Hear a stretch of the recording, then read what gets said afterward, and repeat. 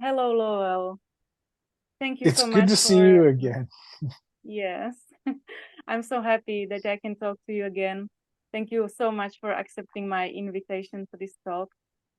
Uh, it is because my followers really like your story about telos, which I know is only the beginning and is kind of a teaser to all the other teachings that you bring. So I would love to ask you some questions first, maybe about the story itself. I have a couple of questions directly from my followers, and then we can talk about whatever is right. What do you think?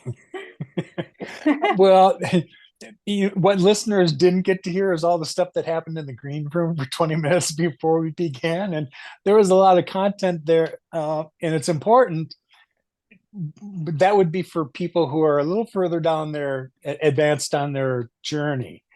And we'll get to that for sure. But there has been almost a renewed interest in Lemurians, Telos, Inner Earth, and since an episode I did with Ruben Langdon that's been on Gaia for well over a year now. I think it was actually July of 2022 when it was released. Um, for some reason, it was the feature this like a few weeks ago.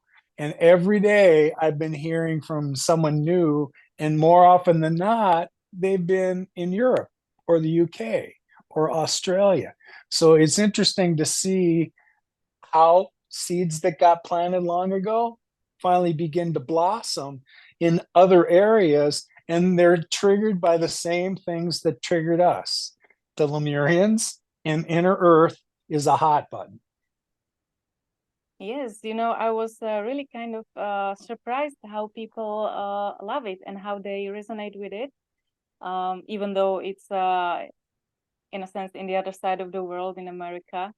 But people really feel the Lemurian culture and the inner earth itself. The topic really rises up, and I'm so happy that we can talk about it.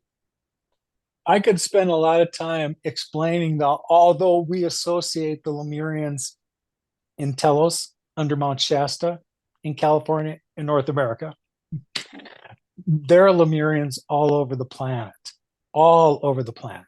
Some in higher dimensions, similar to Telos, other outcroppings that they've just planted along the way, as well as Atlantean cultures. They're still very much here on the planet. Um, I want to bring to people's awareness that Mount Shasta is not the only place where Lemurian energies exist. And my trip and time spent here in Arizona brought into greater focus the remains of really the landmass parts of Lemuria that had existed before the destruction and the sinking of the rest of it.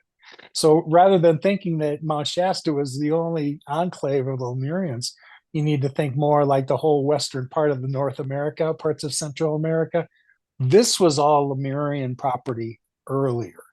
And so this spot that I'm out, just outside Sedona, with some elevated energies,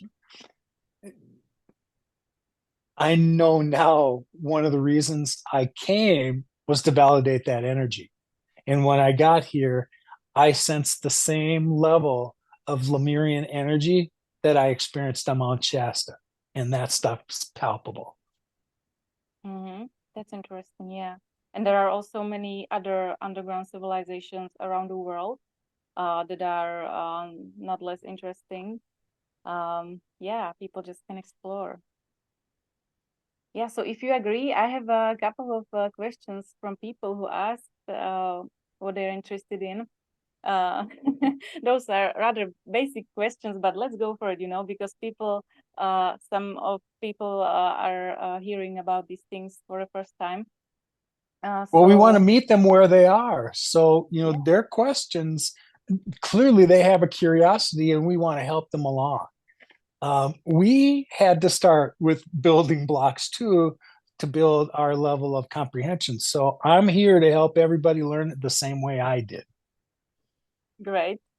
So the first and really absolutely basic question is, how come the Telosians or the Lemurians underground didn't help people on the surface? Why didn't they show up and teach us, or maybe take some people from the surface underground and lead them to teach then outside? Why are they kind of hidden?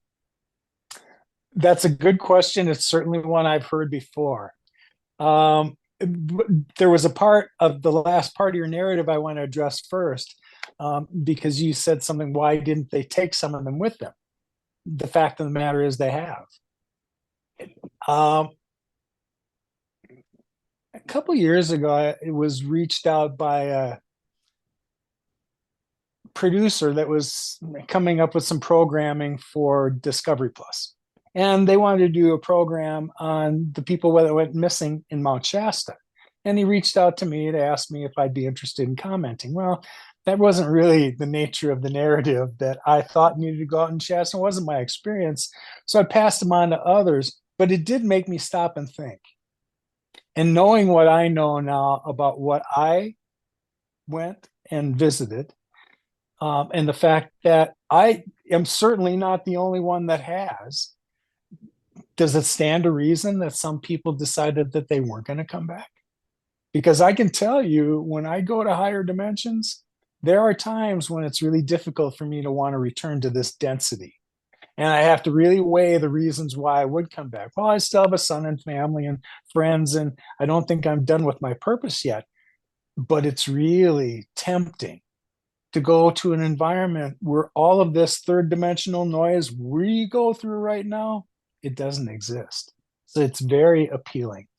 Um, the reason they haven't come is you have to understand the nature of dimensionality and the vibrations that you as a sentient being need to achieve to be able to experience all that. They headed underground to protect themselves from that negative, lower dimensional experience and influence and thinking. They did that intentionally so that their civilizations wouldn't be affected by the duality that we put ourselves through. And now the degrees of, you know, polar opposite ends have reached a point at which, without some type of cosmic reset, we're never going to all kumbaya on any topic that I can think of again. So it was going to take a cosmic reset for all this to fix. And so those of us that understand what's happening understand that's what the shift is. And it's imminent and almost here. Yes, and also there was maybe kind the law of unintervention. Might it be some part of the terms that are in place? You know that some civilizations are not allowed to influence the development of humans. Yeah, I think That's something quite like that is true. also in operation. That would take us down a whole nother Yes, rabbit I know. hole of interactions with higher beings. It's not that they haven't been around us always. They have. They've been making trips in and out of Earth in higher dimensional forms that we are totally oblivious to. And they have for some time now. It's us that's clueless as to this traffic that's taking place. But once we do understand the nature of dimensions and we can start to reach in and see and experience those things on our own, we can see the reason that this is all being mapped out in front of us is we're part of the evolutionary process too. And Earth, her ascension is assured and separate from all the sentient beings on her. When she shifts into this new form and we're close, the changes that we're being made aware of and that are taking place at cellular levels are preparing us to vibrate at the same level so we can have that experience. Yeah, so it is even possible, like it is even vibrationally, energetically, physically possible. It's in a very like a practical and pragmatic way. There's no esoteric thing about it, you know. Those are just layers of reality that match or don't match. Yeah. I was just listening to Bashar, and I hadn't listened to him for a while today, earlier today. And he was talking about that very thing, about the nature of, again, how we manifest the things as a co-creator that we experience here in this earth experiment. Our thoughts, our intents become things. So be mindful of what you're putting out to the universe, because in the universe's love, they're going to send your intent back in abundance. And so if what you're putting out there is talking about abductions and secret space programs and the density that that sticks you in, give some thought to why. Now, if you want to, I'm not suggesting that those things didn't happen, because they did. And to the people they happened to, it was very real. It's good for us to know that, but moving forward, I'm solution oriented. Is me focusing my time and attention on that going to be beneficial for me or for the collective in the long run? In my mind, it's not. But I see that clearly. Does it mean that there aren't instances that come along and don't trigger the third dimensional reflex within me? Of course they do. I'm a human being and I see things exactly the same way you do. But I absolutely see things from a higher perspective, knowing I'm connected to everything else and that the rest of it is just this crazy illusion. But the illusion's just about over. We weren't trained, really taught about the nature of who we are in the cosmos and what that interaction is like. But once you grab a hold of that concept, you can begin to understand greater the things I'm talking about. Yeah, yes, indeed. Okay, so let's jump to another question. People were asking about the relationship of Lemurians with water and whether there is some body of water in Telos. There are multiple bodies of water in Telos. You're going to have to let your mind be open. And I heard Bashar made mention to this too, and he said that miracles are really a part of our everyday life. We just don't focus our attention on what they are and call them for that. Um, he was talking about the nature of a dimensionality and understanding those concepts. So Telos has wonderful wooded park areas with huge, vast water sources, animals, plants, and fauna that have not seen the surface in a long time, if ever, waiting for the time that the surface vibration matches the environment that they're already in so that they can also experience that. But we have to, first of all, develop an awareness of these levels of higher interactions. And your intuition will let you know about that if you're paying attention. Well, let's go on to the next question because I can go off Yes. on any one of these topics for a long time. Yeah, so water itself is very wide and beautiful topic, but yeah, it will be for an hour. Yeah, and the third question was about, even though it was not you who was mentioning it, but Sharula in her testimony mentioned some organic computer that is in Telos that is kind of facilitating the like the balance, and it teaches Telosians some spiritual qualities. So the question is if you know something about it and why did they need it? That is an organic multi-tracking, I think is the way Sharula Dux explained it to us, a multi-tracking computer that monitors sentient life and is there to assist in its evolution, not to define its lessons. So she even went on to explain that the nature of these, and they're, if you can understand, they're actually like amino acid based. They're not plugged into the wall with electricity. This is a sentient form of life.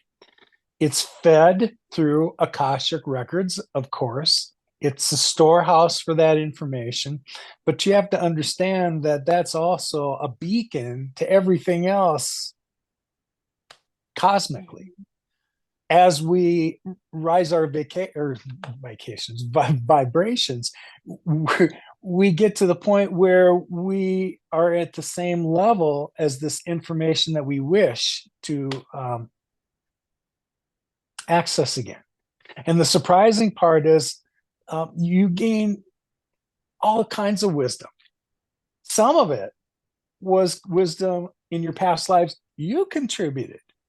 And it's kind of amazing to me the things that I've learned in other lives. That's profound to me here. I had to, when they came into my awareness, I wrote them down because they were so profound, but they weren't anything that was I had learned in school or church or any place else. Somehow these elevated thoughts about humanity, they made perfect sense from a love, unity, and compassion standpoint. And that's how I always had seen people. I certainly lived the positive and negative aspects of my journey, but I didn't know what any of that was about later. Well, yes, in your incarnations, and you, Lowell, know that you've had many of them before, you've learned lessons you've just stored away. But as we spend time here in these physical vessels on the planet, we're here to help spirit learn more about itself. That's the evolution process. I agree to a soul contract, and within this contract, these are the lessons I'm willing to learn on my journey. They're not like anybody else's. No one else was assigned these. I actually chose them. And so now, in order for me to be of greatest benefit to helping spirit know more about itself, because I'm just a piece of spirit, I'm going to learn the good stuff and I'm going to learn the bad stuff so I understand the context between the two of them. Now, here's where humanity always gets stumbled is they assume all the bad stuff and the mistakes, they don't see those as the lessons that we've learned and we've contributed to our own self-growth, much less the collective. Because sooner or later, all of your Akashic records and your experiences all mesh together with the rest of the tribe and the next level. So I realize that. And all the more reason to be mindful about the things you bring into your physicality now. Yes, because everything is manifesting so quick, and but also every experience is very unique and precious. Yeah. And we want that to be. If we're not really cheering for somebody else to have a unique experience, then we're not allowing them to grow into who they were supposed to be. And I know I've been blessed to spend some one-on-one time with Michaela. And when you get to know people at that level and you see the vibration that she carries, and then what happens when we're collectively together, you have a greater appreciation for people who vibrate at higher levels.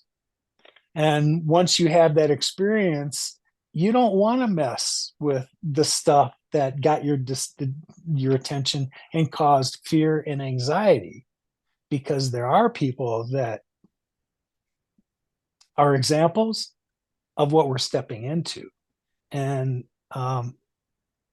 you want more of that. Yeah. Yes.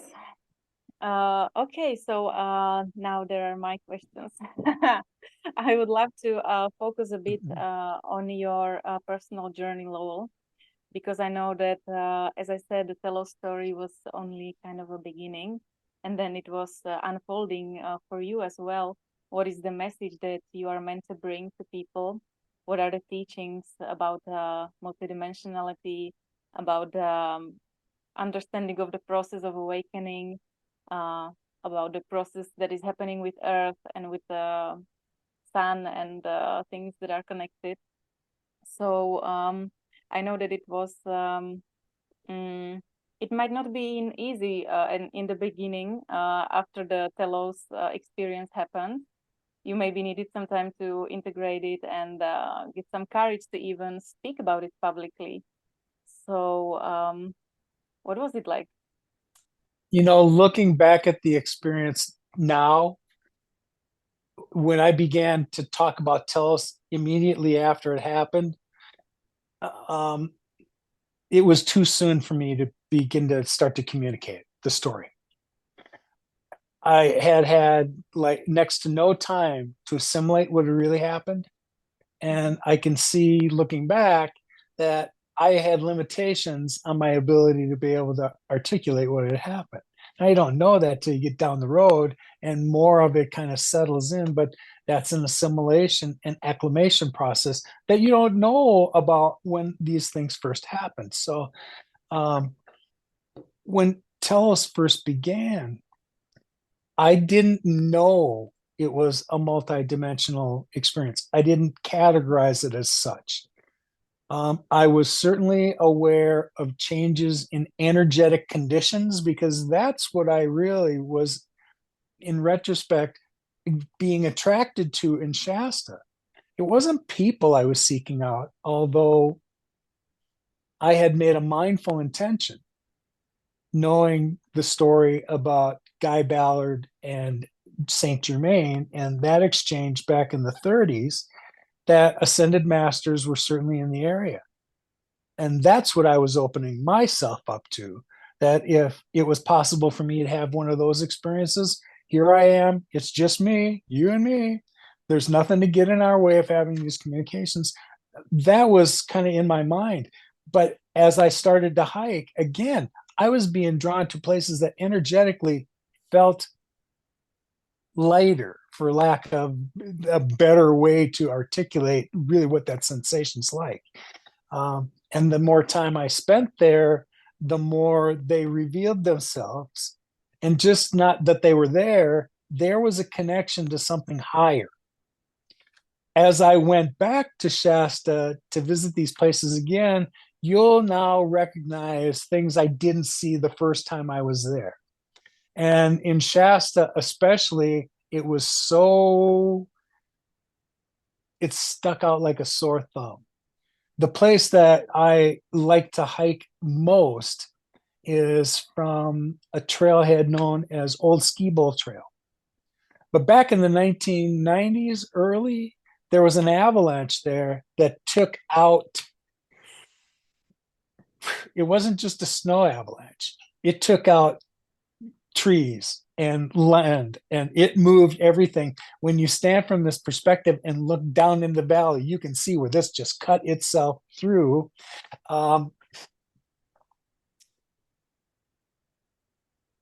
When you saw these energetic spots and you went back, there was greenery around these areas that didn't exist anymore anywhere.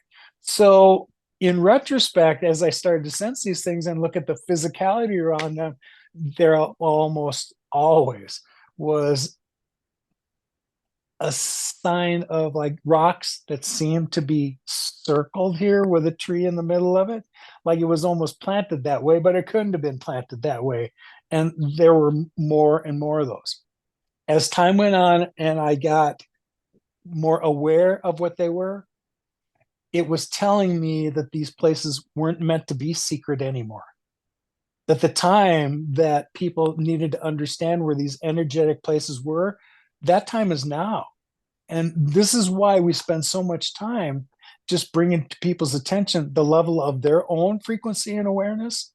Because if it's high enough, you'll experience the same things I did in these energetic areas. And that's kind of what it's been left to me to do next.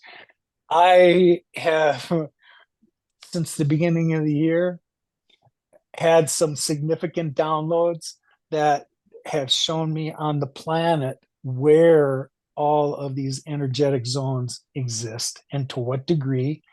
I've seen and have a command of the seventh dimensional Lemurian grid and the fifth dimensional Atlantean grid, which was different, but that whole infrastructure is still here. Now, why does any of that make any sense? Because as the Earth is moving into her new level of awareness and consciousness, all of this energetic criteria is all coming back into alignment on the planet.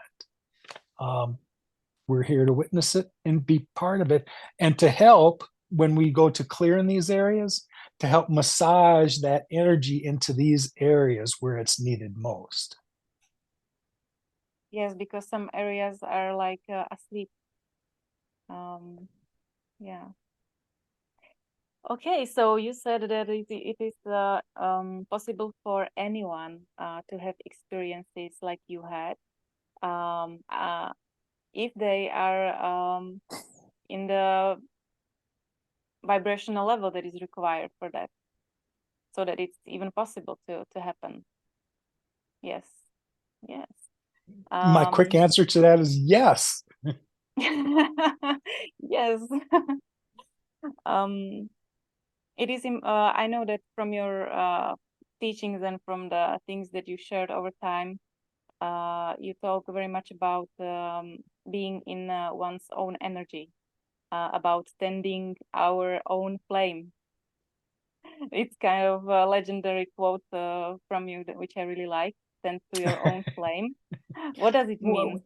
Man, I would love to take credit for that because it's so true. But no, my guides told me that last year, and it certainly sunk into me. It One aspect of that has to do with really focusing on yourself, paying attention to your own intuition, and applying self-love. Now, we've heard self-love through all these remedies throughout our lives and people who are going to teach us how to self-love ourselves. And in the end, the only one that can do that for us is us. Some outside influence is not going to change us. We have to be aware of things that we already carry that we're totally oblivious to. Some of us are here after our initial awakenings to tell you the same phenomenon is capable of happening with every human being. We carry the same physicality. What I can do, you can do. Now, if I was to tell you and frame it in as mind over matter, that's one way, maybe from a third dimensional perspective, to talk about it. But there's an elevated part of ourselves that I can tell along the way during my life, the non awakening years, that there were places in there that I sensed influences from something else that don't know where it came from, but it always led me in a good place. Well, that's intentional. And that is actually physical, palpable help that's around us right now. We can begin on the narrative of all kinds of help that's come from off the planet. But the nature of what my realization was after Telos is, as much as we had been focusing on UFOs and that whole phenomenon for decades, no one really seemed to talk about the beings that were in inner Earth and how long they had been there and what they were doing there and how they got there. And once there was an awareness of that, then many more things just made sense. So my focus began more on, I'm okay with UFOs. And since the end of last year, my not just awareness, my contact with them is real. And it happens more often than not. I had always hoped that my experience I was told I would be able to return to Telos. That's where my heart was. I wanted to learn more about my Lemurian roots. I wanted to go back to that physical environment I'd been to before. I want to learn more about that. So I'm still interested in pursuing that. But a whole nother bridge to things beyond here has been opened up for me too. So I now where I sense myself is I'm a bridge between inner earth and extraterrestrial things that Dave Wallace has certainly lent me the protocols to understand how to communicate. I have a greater idea of the role I'm supposed to play. And then it was when Dave had suggested, those lenticular clouds that you see over Mount Shasta? And those of us that really understand them for what we believe that they are, those are shrouds just covering activity that's coming and going. But what is that activity coming and going?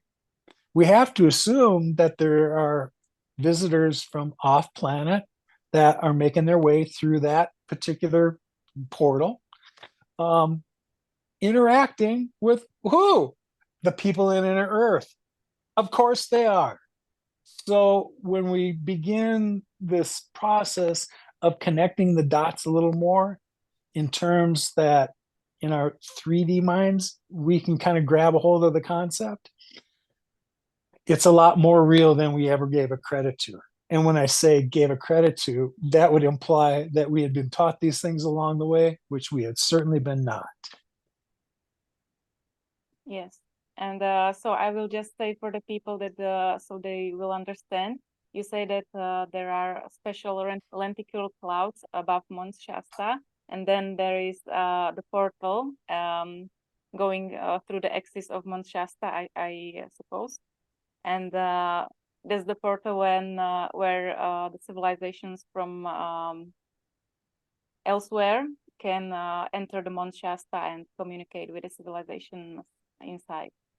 Yeah, Yes, and the vibration around there is at a level where that type of interaction can take place.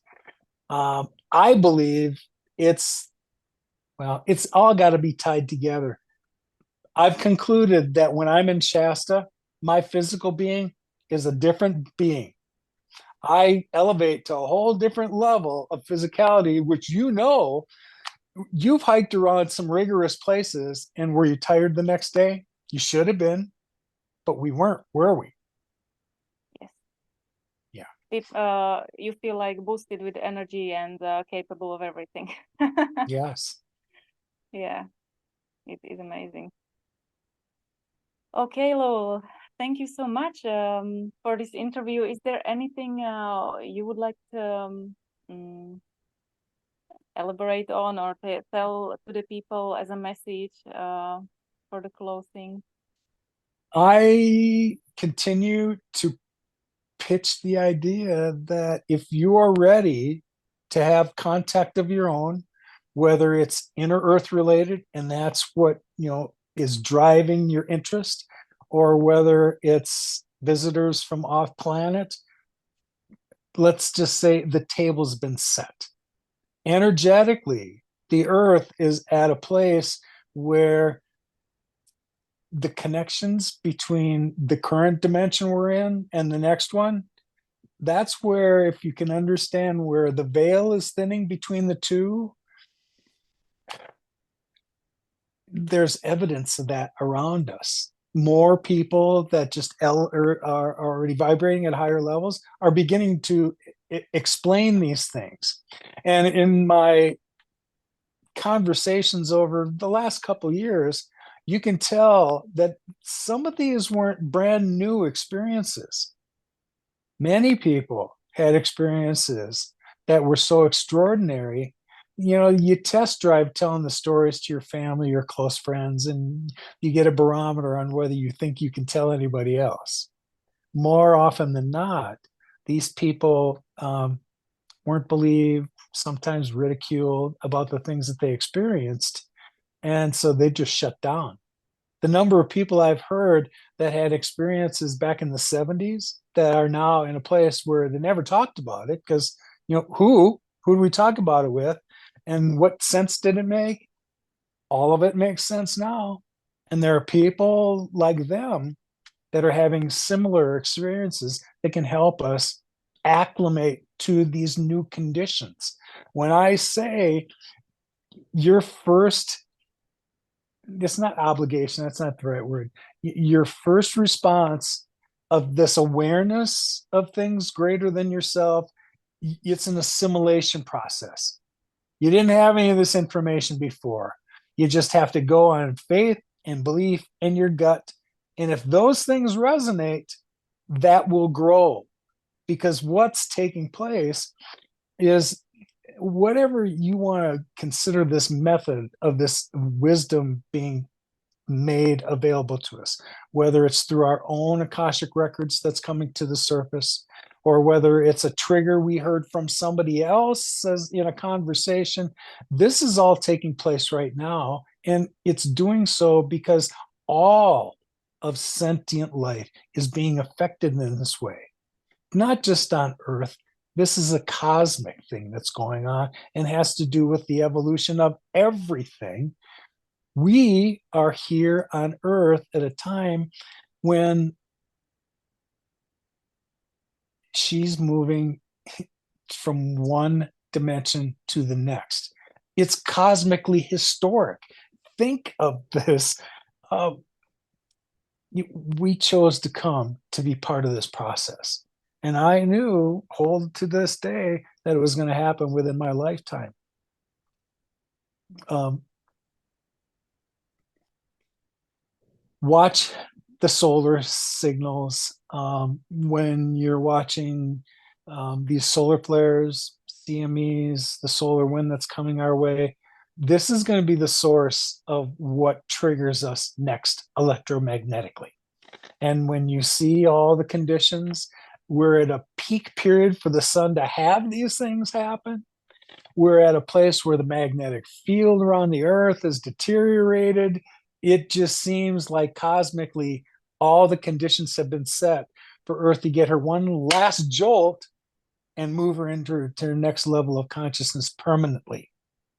So why we talk about these things is so that you understand that you're really part of the earth too. And in order to vibrate with her at her new refreshed level, your being also has to be there too. Anything lower than that can't appreciate or experience anything at that level. And that's why we go to these extremes to try and explain the differences in dimensionality in a place where maybe science has tried to explain it before and has failed to do so adequately. Oh, yes. I believe our listeners now have very much inspiration to think about, especially those who have never heard about these things. So thank you so much, Lowell. Thank you for Well, sharing. something Yeah. tells me we'll follow up on this. We answered some of their first questions, but in my opinion, in my experience, they just spawn the next questions. So when they do, we'll be happy to answer their questions again. When you get another list, we can do this again. But I don't want to rule out if there are those of the that want to ask questions in real time. We can certainly set up a Zoom session where they can be part of it as well. I like those interactions. Okay. What an idea. Okay. So we are inviting our listeners, if they feel triggered or inspired by what we were talking about today, you can send us your questions, or maybe you can just let us know, and we might make the live call or a Zoom call together. Yes. Yeah. Okay. Thank you so much, Lowell. I'll be My happy to talk pleasure. to you anytime again. All right. Thanks. Have a good day, honey. You too.